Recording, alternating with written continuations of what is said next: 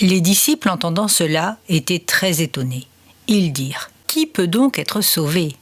Matthieu chapitre 19, verset 25. « Dieu vous a appelé à vous tenir aux côtés de Christ », écrivait Rutherford, un homme saint. Et aujourd'hui, le vent cingle le visage de Christ dans ce pays.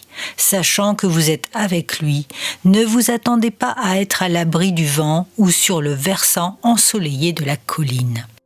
Nulle part dans les enseignements de Christ, nous ne découvrons quelque chose de chimérique ou d'un optimisme excessif.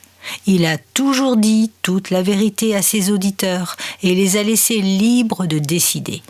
Il s'est attristé lorsqu'un homme en quête de vérité a fait marche arrière parce qu'il ne pouvait l'accepter. Mais il n'a jamais couru après lui pour tenter de le récupérer par des promesses alléchantes. Tout cela pour dire que Christ est honnête. Nous pouvons lui faire confiance. Il sait qu'il ne sera jamais populaire parmi les fils d'Adam. Il sait également que ses disciples ne doivent pas s'attendre à l'être. Le vent qui fouette son visage fait sentir ses effets sur tous ceux qui cheminent avec lui.